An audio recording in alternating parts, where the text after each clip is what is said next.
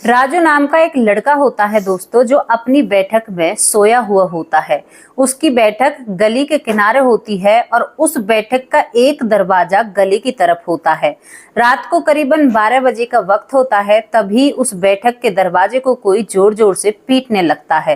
राजू जब ये आवाज सुनता है तो अपनी खाट से खड़ा होता है और उस दरवाजे की तरफ बढ़ता है, और जैसे ही दरवाजा खोलता है तो वहां पर एक लड़की दुल्हन के कपड़ों में सजी धजी और राजू को छोड़कर उसके कमरे में अंदर घुस जाती है और उसका सांस फूल रहा है और वो कह रही है कि राजू जल्दी से दरवाजा बंद कर दो। देखने में ऐसा लग रहा था कि उस लड़की का कोई पीछा कर रहा है। अब राजू जब उस लड़की का चेहरा देखता है तो वो भी हैरान और परेशान हो जाता है और वहां पर कहता है कि संजना, तुम यहाँ पर क्या कर रही हो? और दोनों ही एक दूसरे को देखकर देखते ही रह जाते हैं। आखिर दोस्तों, एक दुल्हन ऐसे कैसे किसी के घर आ सकती है?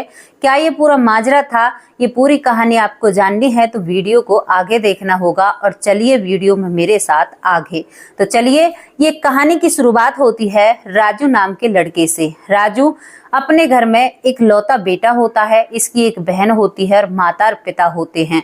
राजू दोस्तों पढ़ लिख कर एक कंपनी में जॉब करने लगता है। जब राजू नौकरी करता है तो इसके माँ बाप सोचते हैं कि बेटे की शादी करा देनी चाहिए, तो इसके लिए एक लड़की तलाशी जाती है। लड़की का नाम दोस्तों संजना होता है, और संजना इनके घर वालों को पसंद आ जाती है, जो राजू के परिवार वाले होते हैं, और राजू को भी संजना बहुत अच्छे से पसंद आ जाती है।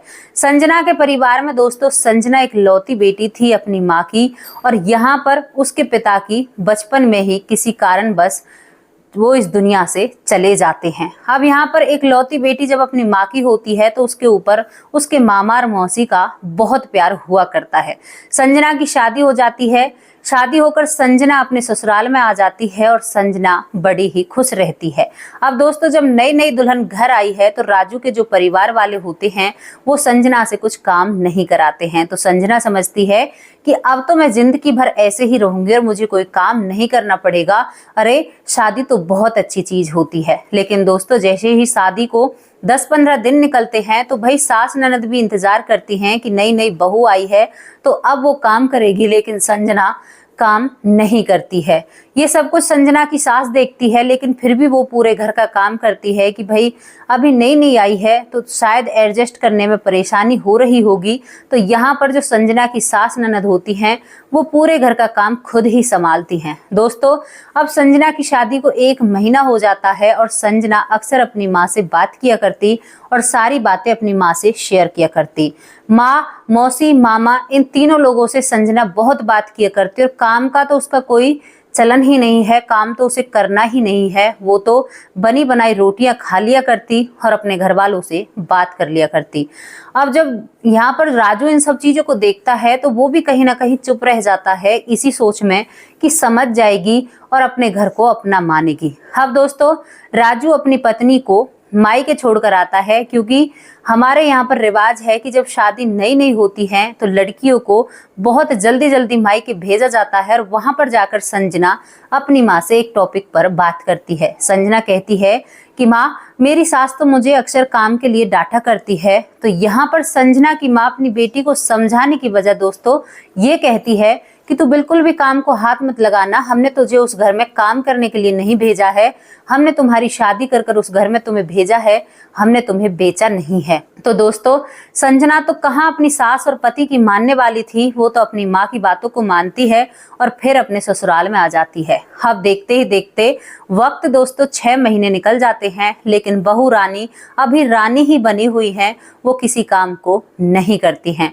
अब सास हरदम कहती है कि बेटी तू काम किया कर, और इन बातों को संजना अपने मायके में अपनी माँ से, अपने मामा से और अपनी मासी से शेयर किया करती। तो वो लोग उल्टा भड़काने का काम करते हैं कि तू काम क्यों करेगी, काम तुम्हारी सास करेगी, तुम्हारी ननद करेगी, तुम भाई कोई उनकी नौकरानी थोड़े ही हो। और दोस्तों यही सब कुछ उस घर में चलता रहता है। अब संजना की जो ननद होती है छोटी, वो एक दिन अपने मामा के घर चली जाती है। तो यहाँ पर जो संजना की सास होती है अपनी बहू से कहती है कि बेटी आज तो मेरी बेटी भी नहीं है, तू घर का खाना बना ले, तेरा पति नौकरी से आएगा, हारा थक आएगा, उसको भी भोजन चाहिए। तो संजना दोस्तों साफ मना कर देती है और कहती है कि माँ जी मैं खाना क्यों बनाऊं, आपका मन करे तो बना दीजिए और ना मन करे तो बेशक मत बनाइए, लेकिन मैं खाना नहीं बनाऊंगी। यहाँ पर दोस्तों संजना सास उस दिन बीमार होती है, उसकी तबीयत खराब रहती है, वो फिर भी खाने में लग पड़ती है। उधर जो राजू होता है अपनी नौकरी से जैसे ही घर आकर देखता है तो उसकी पत्नी तो महारानी बनी बेड पर लेटी हुई है और किसी से बातें कर रही है, और माँ जिसकी तबीयत सुबह से ही खराब है वो रसोई में काम कर रही है। राजू इन सब चीजों को देखकर दोस्तों गुस्से में आ जाता है, वो थोड़ा सा परेशान होता है, अपनी माँ के पास आता है।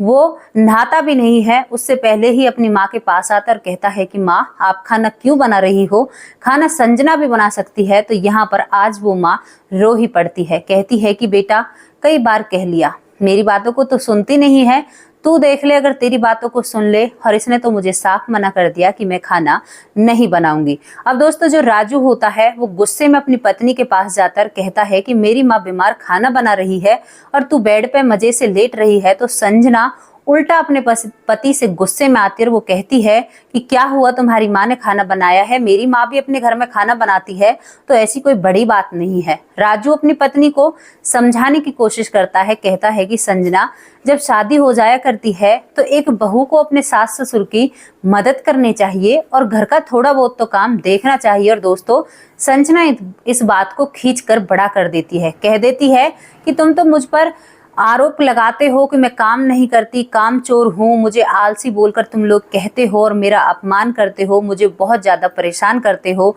और यहाँ पर संजना रोने लगती है। उसे के पति ने राजू ने कुछ भी संजना से नहीं कहा था, लेकिन दोस्तों संजना बहुत जोर जोर से रोने लगती है। अब संजना रोते रोते अपनी माँ के पास फोन करती है और वो माँ अब वहां पर आग लगाने का काम करती है। माँ कहती है कि तू तुरंत वहां से यहाँ आ जा, मैं तेरी माँ अभी मरी नहीं है, जिंदा है। ये लोग समझ रहे होंगे कि मैंने तो तुम्हें बेटी बेच दी है। संजना के मामा जी उस पर फोन करते हैं और उसको भी सहानुभूति जताते हैं और कहते हैं कि बेटा मैं तुरंत तुम्हारे पास आ रहा हूँ, अपना बैग पैक कर ले, अब मैं तुम्हें एक पल भी तुम्हारे ससुराल में नहीं रहने दूंगा। दोस्तों यहाँ पर जो राजू होता है बहुत बात को संभालने की कोशिश करता है, वो सोचता है कि इतनी बड़ी तो कोई बात ही नहीं थी, लेकिन ये बात कहाँ से कहाँ पहुंच गई उसकी भी समझ में नहीं आता है। और संजना का मामा आकर संजना को अपने साथ उसके मायके ले जाता है। वहां पर जब वो अपनी भांजी की ससुराल में आता है तो वहां पर वो बहुत सारी लड़ाई भी करता है। राजू और संजना के मामा के बीच लड़ाई भी हो जाती है और उसके बाद संजना अपना ससुराल छोड़कर मायके में पहुंच जाती है। दोस्तों राजू समझता है कि कुछ दिन रहेगी तो संभल जाएगी। अब वो लोग रहने लगते हैं।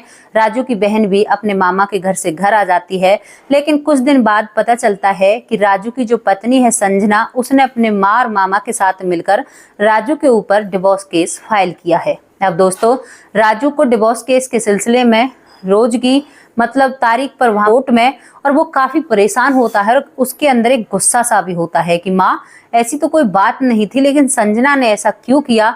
अब यहाँ पर जो राजू की माँ होती है वो कहती है कि बेटा कोई बात नहीं, तुम्हारा केस तो चल ही रहा है, शायद संजना अपना केस वापस ले ले, तू एक बार कोशिश करके और देख। और राजू की माँ राजू को उसके ससुराल भेज देती है।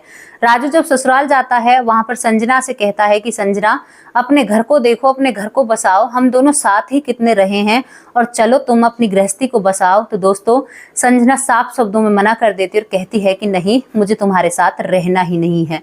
राजू बुरा सा मुंह लेकर अपने घर आता है, सारी बातें अपनी माँ को बताता है और यहाँ पर दोस्तों डिवोर्स केस हो जाता है, उन दोनों का डिवोर्स हो जाता है।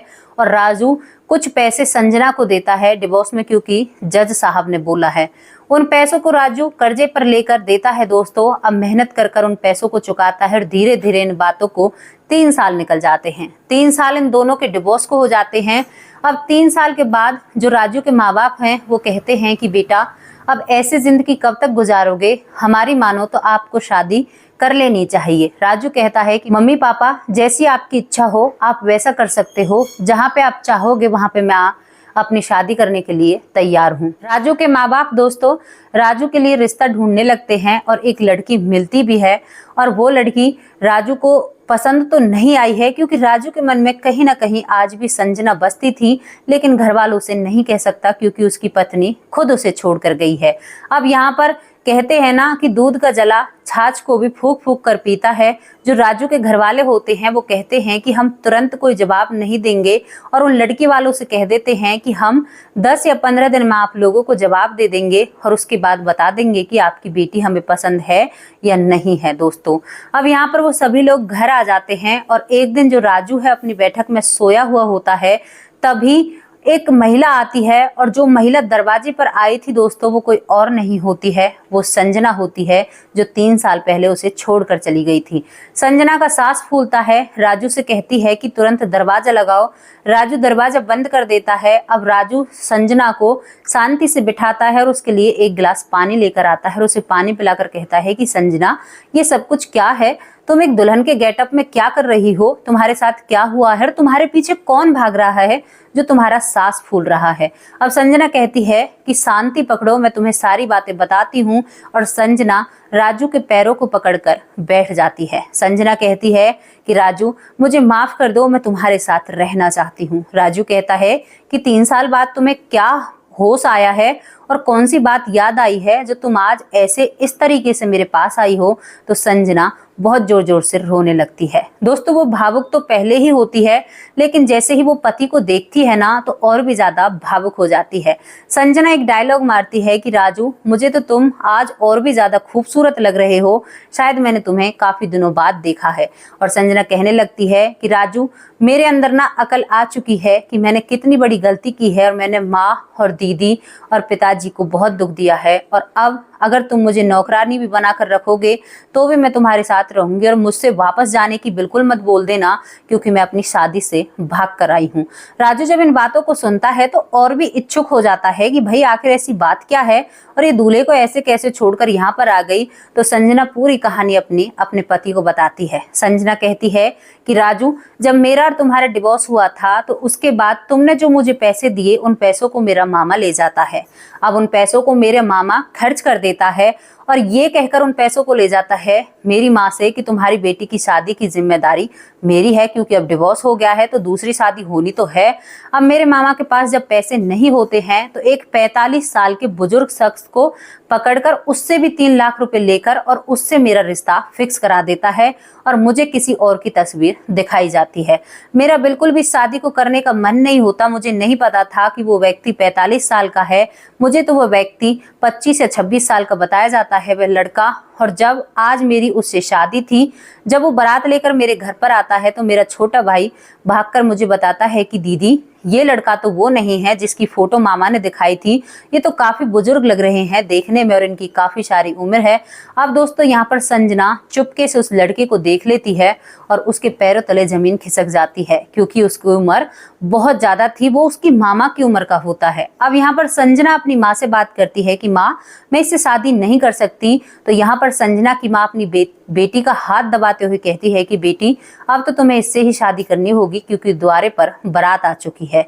और दोस्तों वह जो पति बन रहा था, उसका दुल्हा आया था बारात लेकर, वो थोड़ा हल्का हल्का नशे में भी होता है।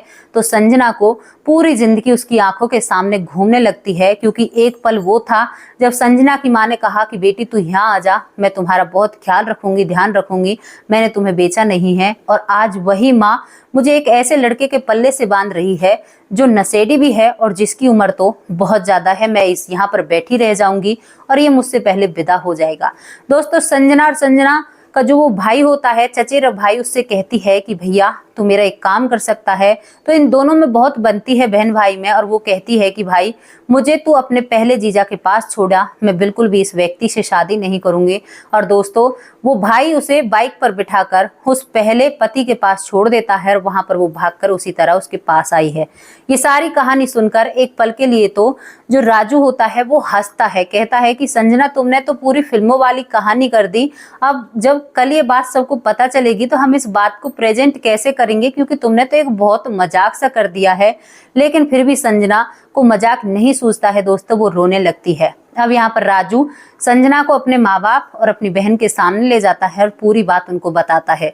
दोस्तों जो संजना की सास थी वो अपनी बहू को बेटी मानती है और वो तुरंत अपनी बहू को माफ कर देती और कहती है कि बेटा, इसने इतना बड़ा कदम तुम्हारे पीछे उठाया है तो तुम्हारा साथ देना इसका बनता है और तुम्हें इसे रखना होगा।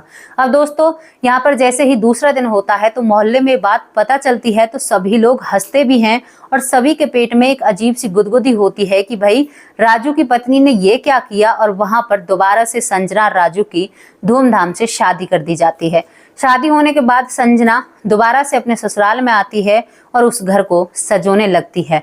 उधर संजना के माँ और मामा को ये बात पता चलती है तो वो बहुत गुस्से में आते हैं और गुस्से में आकर यहाँ पर पंचायत भी बिठाते हैं। तो संजना कह देती है कि मैं अपने फैसले लेना जानती हूँ और मेरी माँ या मेरे मामा से कोई भी वास्ता नहीं है, मैं अपने पति के ही साथ रहूंगी। तो दोस्तों, ये थी कहानी जहाँ पर एक लड़की अपनी बेवकूफी से या अपने पागलपन से या अपने माँ और मामा और मासी के शिकायत में आकर अपने घर को तोड़ लेती है।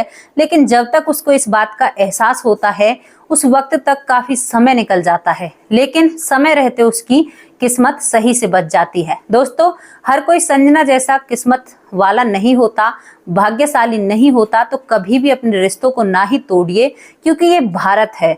भारत में अगर आप ऐसे करोगे, और यहाँ पर पहले आपने देखा था कभी भी रिश्ते नहीं टूटा करते थे, लेकिन आज तो ये एक चलन हो चुका है, हर घर में कोई ना कोई डिवोर्सी आपको मिल जाएगा।